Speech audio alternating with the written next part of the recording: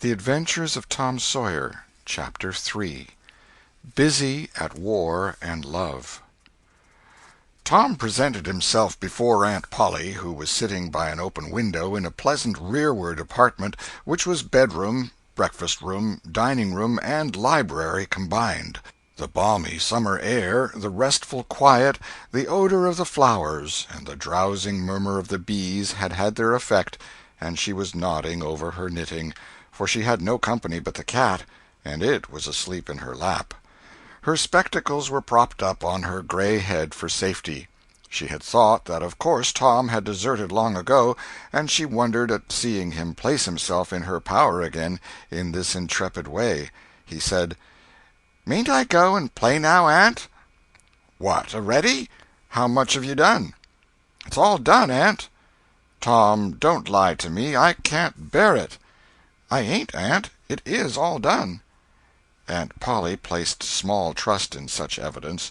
She went out to see for herself, and she would have been content to find 20% of Tom's statement true. When she found the entire fence whitewashed, and not only whitewashed but elaborately coated and recoated, and even a streak added to the ground, her astonishment was almost unspeakable. She said, "Well, I never! There's no getting round it. You can work when you're a mind to, Tom." And then she diluted the compliment by adding, "But it's powerful seldom you're a mind to, I'm bound to say. Well, go along and play, but mind you get back some time in the week, or I'll tan you."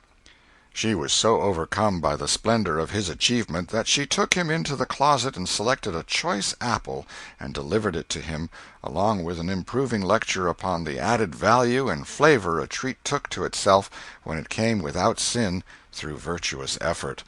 And while she closed with a happy scriptural flourish, he "hooked" a doughnut.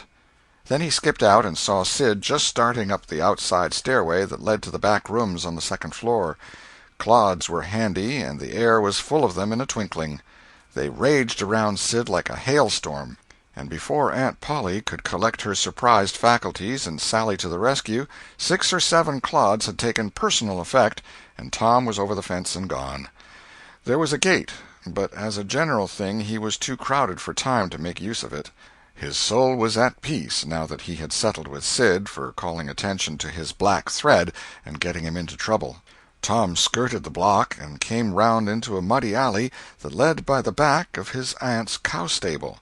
He presently got safely beyond the reach of capture and punishment, and hastened towards the public square of the village, where 2 military companies of boys had met for conflict, according to previous appointment. Tom was general of one of these armies, Joe Harper, a bosom friend, general of the other.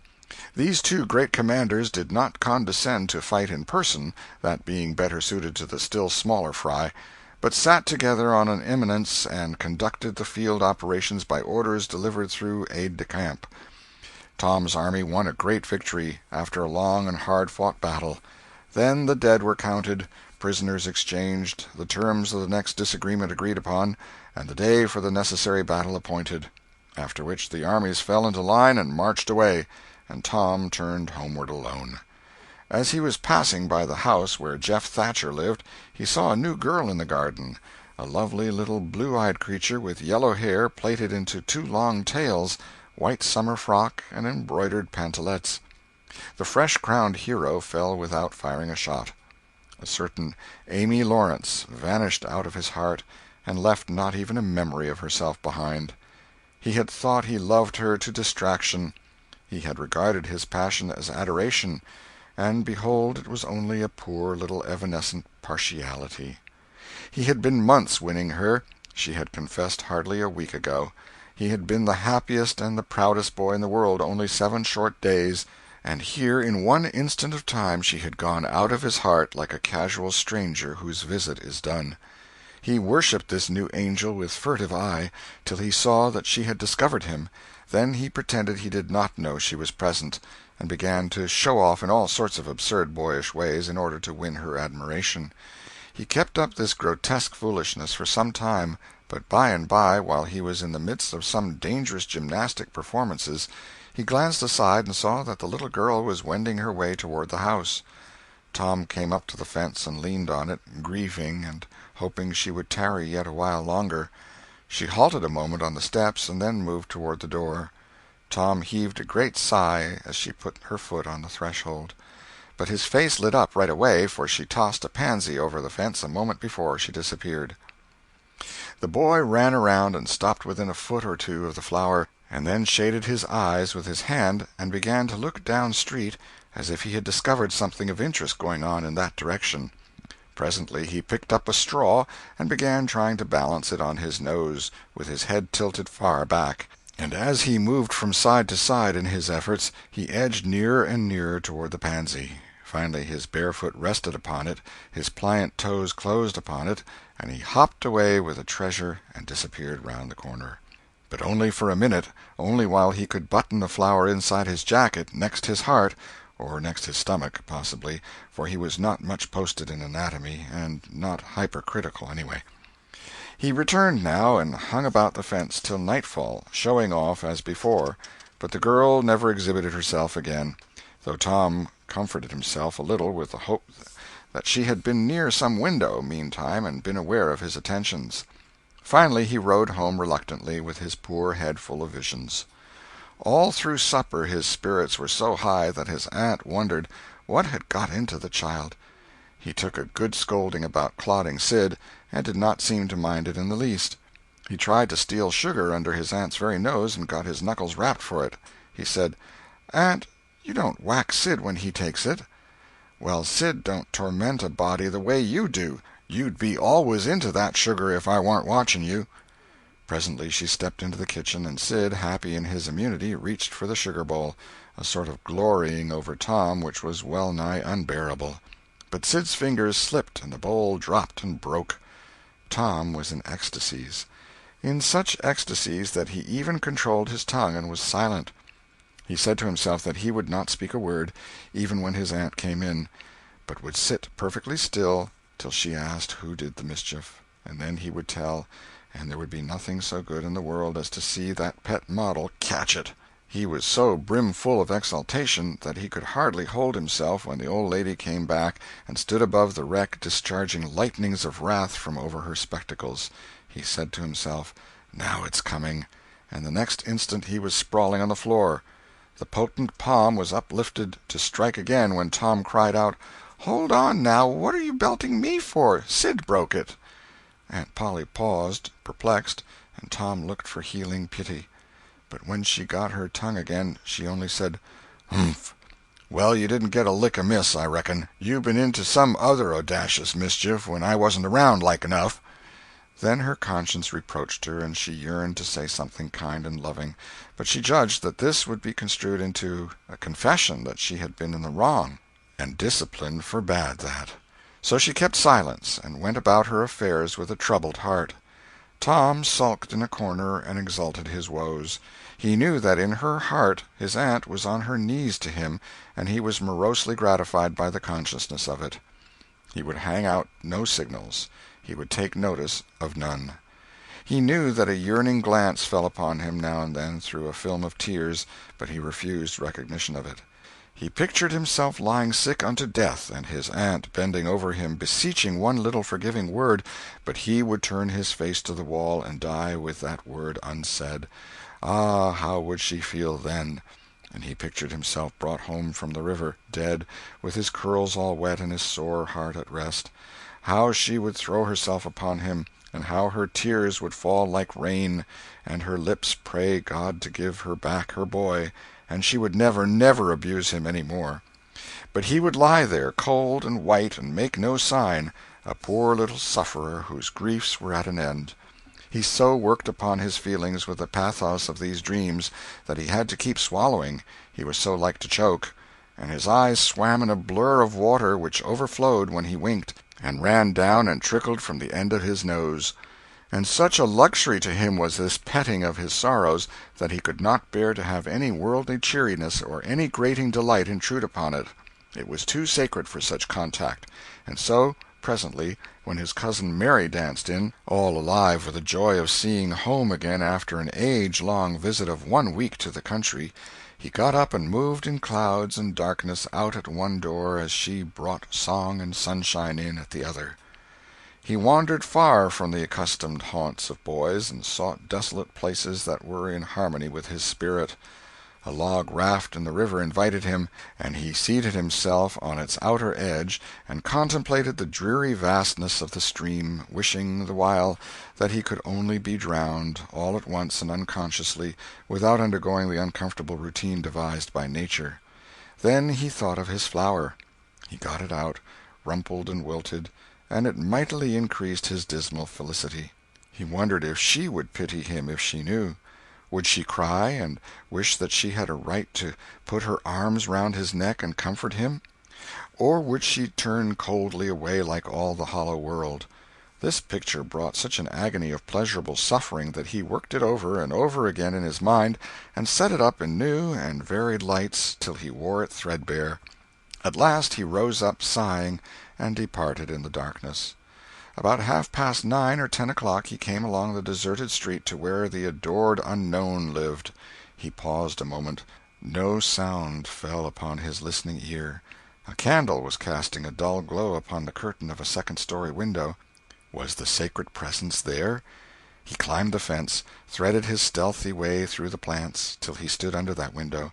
He looked up at it long and with emotion.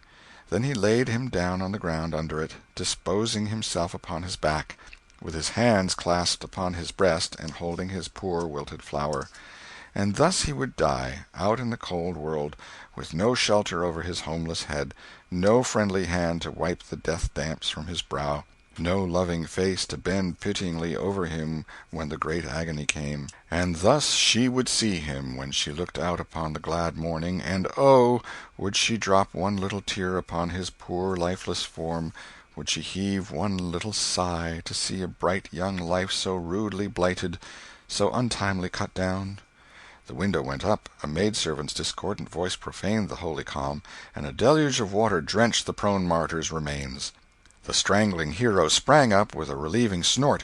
There was a whiz as of a missile in the air, mingled with a murmur of a curse. A sound as of shivering glass followed, and a small vague form went over the fence and shot away in the gloom. Not long after, as Tom, all undressed for bed, was surveying his drenched garments by the light of a tallow dip, Sid woke up. But if he had any dim idea of making any references to illusions, he thought better of it and held his peace, for there was danger in Tom's eye. Tom turned in without the added vexation of prayers, and Sid made mental note of the omission. End of Chapter 3. Chapter 4. Showing Off in Sunday School. The sun rose upon a tranquil world and beamed down upon the peaceful village like a benediction. Breakfast over, Aunt Polly had family worship. It began with a prayer built from the ground up of solid courses of scriptural quotations, welded together with a thin mortar of originality. And from the summit of this she delivered a grim chapter of the Mosaic law, as from Sinai. Then Tom girded up his loins, so to speak, and went to work to get his verses. Sid had learned his lesson days before.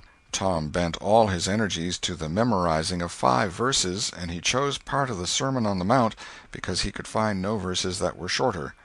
At the end of half an hour Tom had a vague general idea of his lesson, but no more, for his mind was traversing the whole field of human thought, and his hands were busy with distracting recreations. Mary took his book to hear him recite, and he tried to find his way through the fog. "Blessed are the poor? Yes, poor. Blessed are the poor, in spirit. In spirit. Blessed are the poor in spirit, for theirs.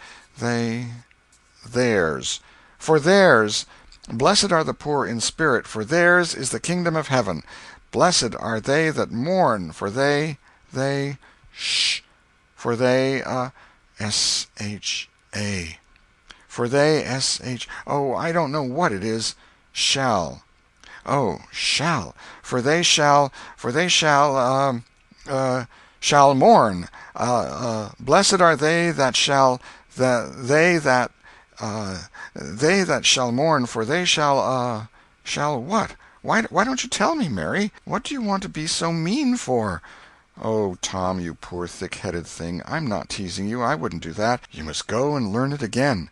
Don't you be discouraged, Tom. You'll manage it, and if you do, I'll give you something ever so nice. There now, that's a good boy." "All right. What is it, Mary? Tell me what it is." "Never you mind, Tom. You know if I say it's nice, it is nice." "You bet you that's so, Mary. All right, I'll tackle it again." And he did tackle it again, and under the double pressure of curiosity and prospective gain, he did it with such spirit that he accomplished a shining success. Mary gave him a brand-new Barlow knife worth 12.5 cents, and the convulsion of delight that swept his system shook him to his foundations. True, the knife would not cut anything, but it was a sure enough Barlow, and there was inconceivable grandeur in that, though where the Western boys ever got the idea that such a weapon could possibly be counterfeited to its injury is an imposing mystery and will always remain so, perhaps. Tom contrived to scarify the cupboard with it, and was arranging to begin on the bureau, when he was called off to dress for Sunday school. Mary gave him a tin basin of water and a piece of soap, and he went outside the door and set the basin on a little bench there. Then he dipped the soap in the water and laid it down, turned up his sleeves, poured out the water on the ground, gently, and then entered the kitchen and began to wipe his face diligently on the towel behind the door. But Mary removed the towel and said, "Now ain't you ashamed, Tom? You mustn't be so bad. Water won't hurt you." Tom was a trifle disconcerted. The basin was refilled, and this time he stood over it a little while, gathering resolution, took in a big breath, and began.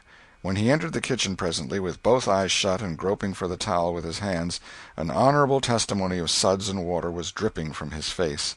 But when he emerged from the towel he was not yet satisfactory, for the clean territory stopped short at his chin, and his jaws like a mask.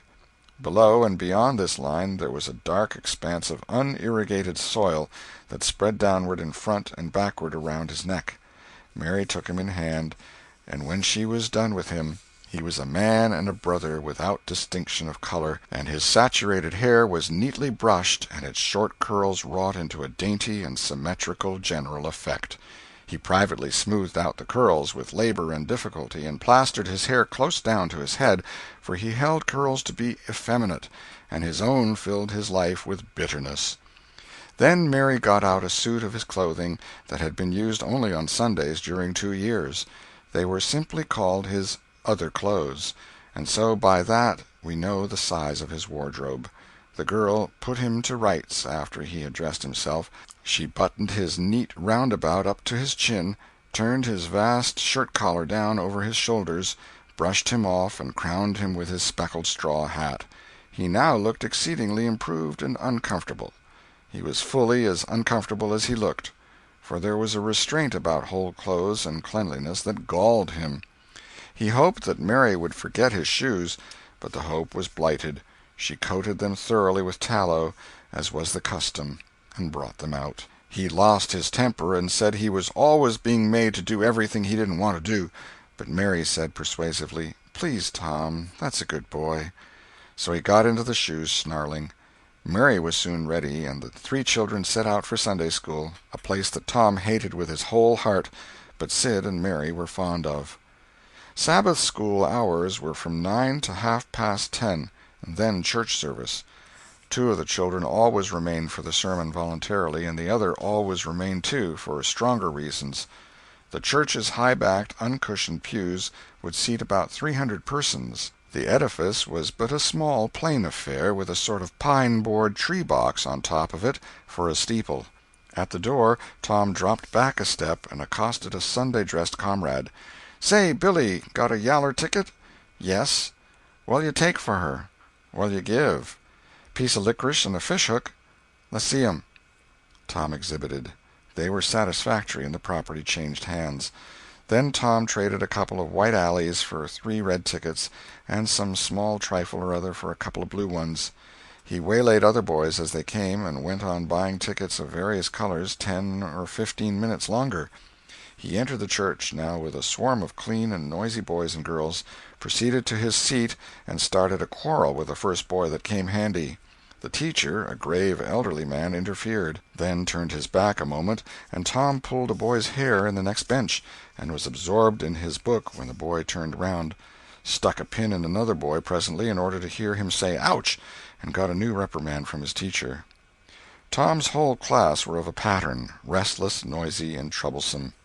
When they came to recite their lessons, not one of them knew his verses perfectly, but had to be prompted all along. However, they worried through, and each got his reward, in small blue tickets, each with a passage of Scripture on it. Each blue ticket was pay for 2 verses of the recitation. 10 blue tickets equaled a red one, and could be exchanged for it. 10 red tickets equaled a yellow one. For 10 yellow tickets the superintendent gave a very plainly bound Bible, worth 40 cents in those easy days, to the pupil. How many of my readers would have the industry and application to memorize 2,000 verses even for a Doré Bible? And yet Mary had acquired 2 Bibles in this way. It was the patient work of 2 years. And a boy of German parentage had won 4 or 5. He once recited 3,000 verses without stopping. But the strain upon his mental faculties was too great, and he was little better than an idiot from that day forth. A grievous misfortune for the school, for on great occasions before company the superintendent, as Tom expressed it, had always made this boy come out and spread himself. Only the older pupils managed to keep their tickets and stick to their tedious work long enough to get a Bible, and so the delivery of one of these prizes was a rare and noteworthy circumstance. The successful pupil was so great and conspicuous for that day that on the spot every scholar's heart was fired with a fresh ambition that often lasted a couple of weeks. It is possible that Tom's mental stomach had never really hungered for one of those prizes, but unquestionably his entire being had for many a day longed for the glory and the éclat that came with it. In due course the superintendent stood up in front of the pulpit with a closed hymn-book in his hand and his forefinger inserted between its leaves, and commanded attention. When a Sunday school superintendent makes his customary little speech, a hymn-book in the hand is as necessary as is the inevitable sheet of music in the hand of a singer who stands forward on the platform and sings a solo at a concert. Though why is a mystery, for neither the hymn-book nor the sheet of music is ever referred to by the sufferer. This superintendent was a slim creature of 35, with a sandy goatee and short sandy hair. He wore a stiff standing collar whose upper edge almost reached his ears, and whose sharp points curved forward abreast the corners of his mouth, a fence that compelled a straight look-out ahead and a turning of the whole body when a side view was required. His chin was propped on a spreading cravat, which was as broad and as long as a bank-note, and had fringed ends. His boot-toes were turned sharply up, in the fashion of the day, like sleigh-runners, an effect patiently and laboriously produced by the young men by sitting with their toes pressed against a wall for hours together. Mr. Walters was very earnest of mien, and very sincere and honest at heart, and he held sacred things and places in such reverence, and so separated them from worldly matters, that unconsciously to himself his Sunday-school voice had acquired a peculiar intonation which was wholly absent on week-days. He began after this fashion: "Now, children, I want you all to sit up just as straight and pretty as you can and give me all your attention for a minute or two. There, that is it. That is the way good little boys and girls should do. I see one little girl who is looking out of the window. I am afraid she thinks I am out there somewhere, perhaps up in one of the trees making a speech to the little birds." Applausive titter. "I want to tell you how good it makes me feel to see so many bright, clean little faces assembled in a place like this, learning to do right and be good," and so forth and so on. It is not necessary to set down the rest of the oration. It was of a pattern which does not vary, and so it is familiar to us all. The latter third of the speech was marred by the resumption of fights and other recreations among certain of the bad boys, and by fidgetings and whisperings that extended far and wide, washing even to the bases of isolated and incorruptible rocks like Sid and Mary. But now every sound ceased suddenly, with the subsidence of Mr. Walters's voice, and the conclusion of the speech was received with a burst of silent gratitude. A good part of the whispering had been occasioned by an event which was more or less rare, the entrance of visitors. Lawyer Thatcher, accompanied by a very feeble and aged man, a fine, portly, middle-aged gentleman with iron-gray hair, and a dignified lady who was doubtless the latter's wife. The lady was leading a child. Tom had been restless and full of chafings and repinings, conscience-smitten, too. He could not meet Amy Lawrence's eye, he could not brook her loving gaze. But when he saw this small newcomer his soul was all ablaze with bliss in a moment. The next moment he was showing off with all his might, cuffing boys, pulling hair, making faces, in a word, using every art that seemed likely to fascinate a girl and win her applause. His exaltations had but one alloy, the memory of his humiliation in this angel's garden, and that record in sand was fast washing out under the waves of happiness that were sweeping over it now. The visitors were given the highest seat of honor, and as soon as Mr. Walters's speech was finished he introduced them to the school. The middle-aged man turned out to be a prodigious personage, no less a one than the county judge, altogether the most august creation these children had ever looked upon, and they wondered what kind of material he was made of, and they half wanted to hear him roar, and were half afraid he might, too. He was from Constantinople, 12 miles away, so he had traveled, and seen the world. These very eyes had looked upon the county courthouse, which was said to have a tin roof. The awe which these reflections inspired was attested by the impressive silences and the ranks of staring eyes. This was the great Judge Thatcher, brother of their own lawyer. Jeff Thatcher immediately went forward to be familiar with the great man and be envied by the school. It would have been music to his soul to hear the whisperings, "Look at him, Jim, he's a-going up there. Say, look, he's a-going to shake hands with him. He is shaking hands with him. By jings, don't you wish you was Jeff?" Mr. Walters fell to showing off, with all sorts of official bustlings and activities, giving orders and delivering judgments, discharging directions here, there, everywhere that he could find a target. The librarian showed off, running hither and thither with his arms full of books, and making a deal of the splutter and fuss that insect authority delights in. The young lady teachers showed off, bending sweetly over pupils that were lately being boxed, lifting pretty warning fingers at bad little boys, and patting good ones lovingly. The young gentlemen teachers showed off with small scoldings and other little displays of authority and fine attention to discipline, and most of the teachers of both sexes found business up at the library by the pulpit. And it was business that frequently had to be done over again 2 or 3 times, with much seeming vexation. The little girls showed off in various ways, and the little boys showed off with such diligence that the air was thick with paper wads and the murmur of scuffling. And above it all, the great man sat and beamed a majestic judicial smile upon all the house, and warmed himself in the sun of his own grandeur, for he was showing off, too.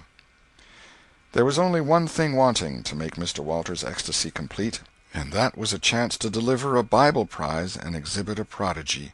Several pupils had a few yellow tickets, but none had enough, and he had been around among the star pupils inquiring.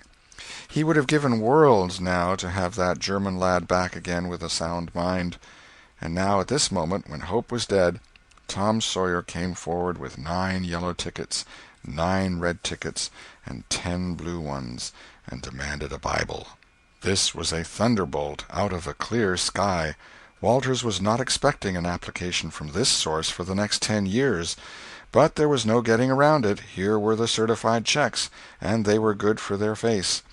Tom was therefore elevated to a place with the judge and the other elect, and the great news was announced from headquarters. It was the most stunning surprise of the decade, and so profound was the sensation that it lifted the new hero up to the judicial one's altitude, and the school had 2 marvels to gaze upon in place of one.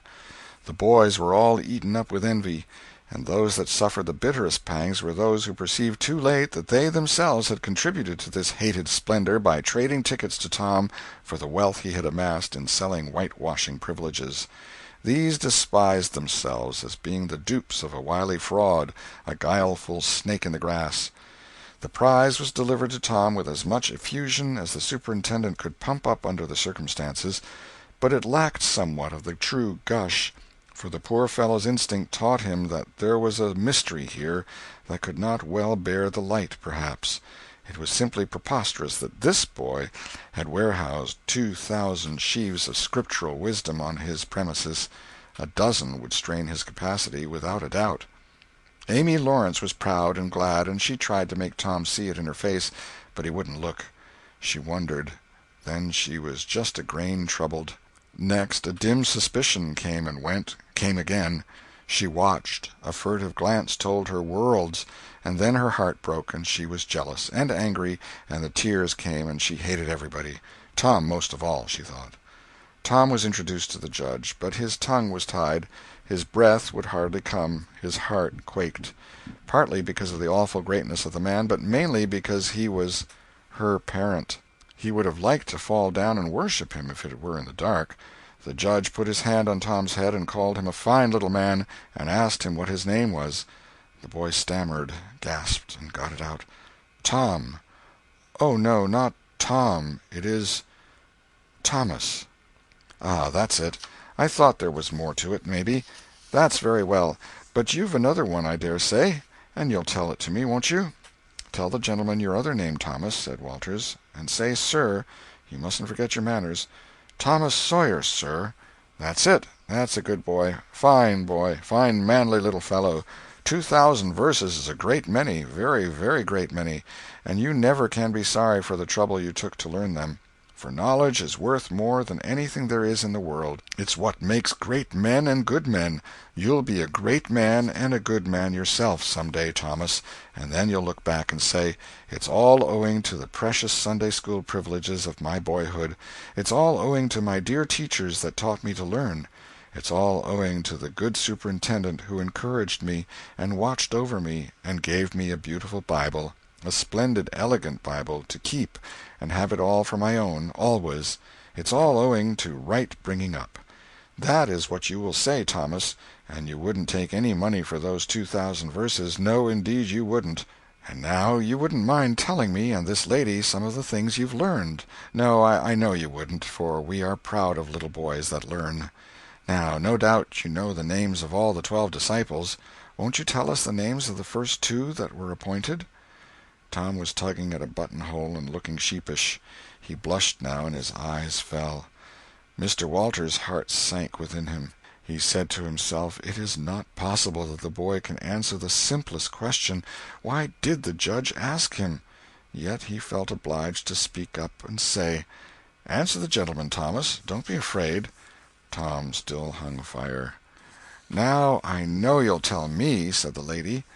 "The names of the first 2 disciples were David and Goliath." Let us draw the curtain of charity over the rest of the scene.